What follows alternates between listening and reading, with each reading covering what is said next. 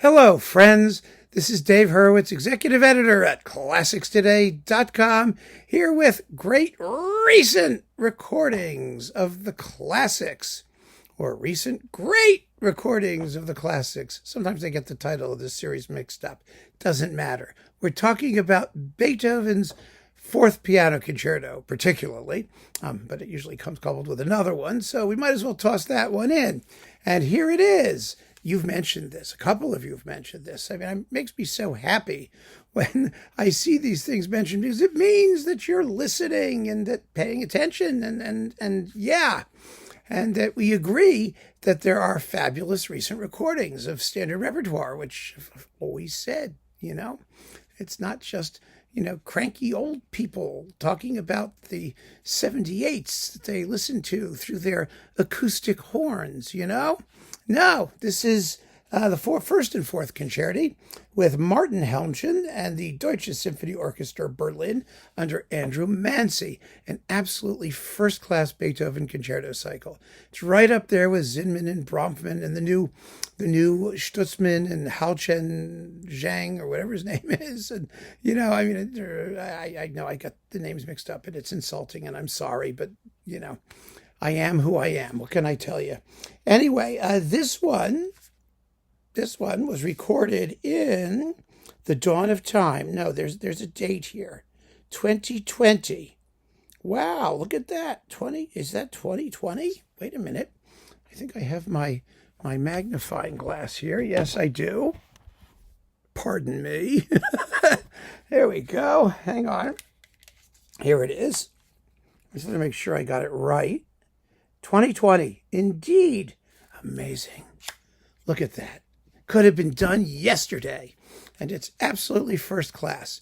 It reflects, first of all, the incredibly high standard of prevailing pianism among younger artists today, and also the development into a really fine conductor of Baroque violin specialist guy, Andrew Manze, who's been making some beautiful recordings of Vaughan Williams and this and other things. I mean, he did a Brahms cycle that was nothing special.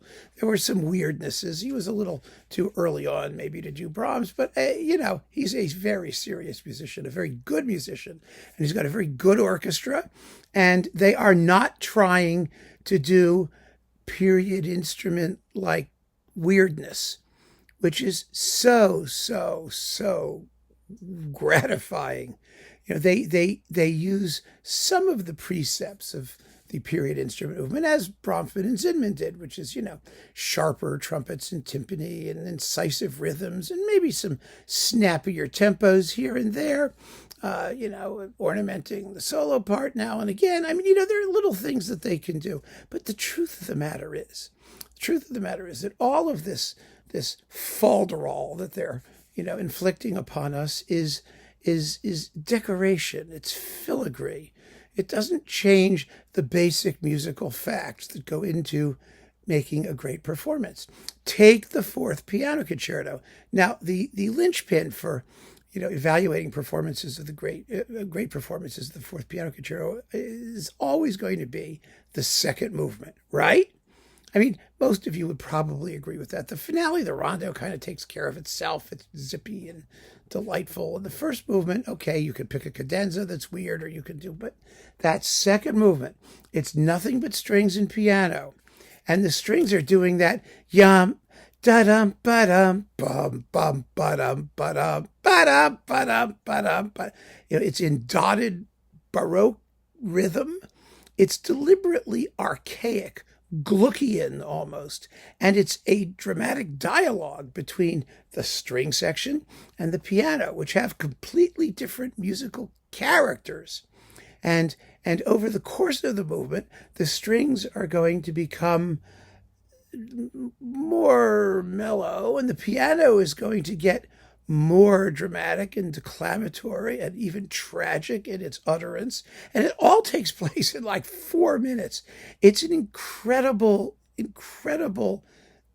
portrait. And you just need certain things to pull that off.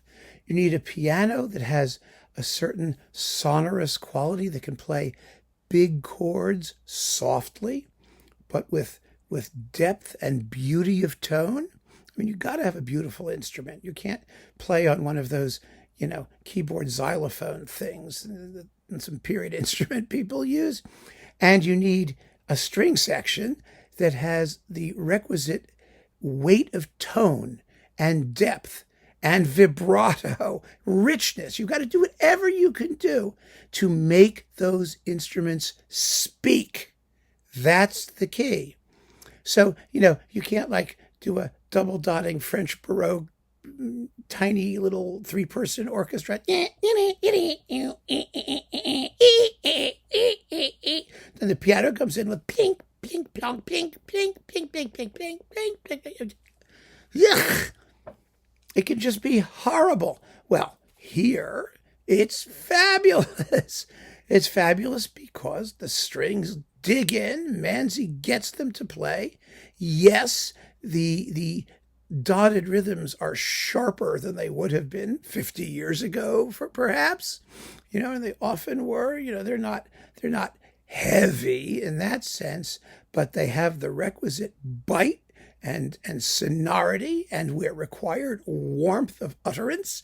And Helmchen is just marvelous, poetic and sensitive, with a big dynamic range, and a beautiful but unaffected response. Because that's another issue, of course. The pianist can make a meal out of every single chord in that movement, and it can drive you up the wall. But instead, Helmchen understands how to phrase. Each of his entrances is a unified whole that follows an expressive curve that makes sense in response to what the strings are doing. It's very, very beautiful and effective.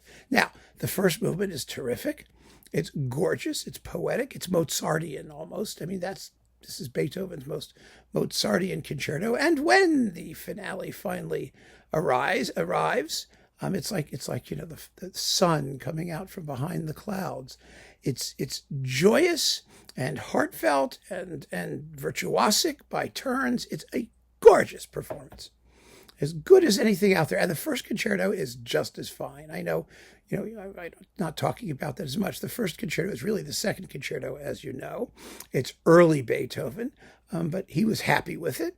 It got published first, and the second concerto, which was written earlier, got published second for a discount, because Beethoven said it wasn't one of his better works.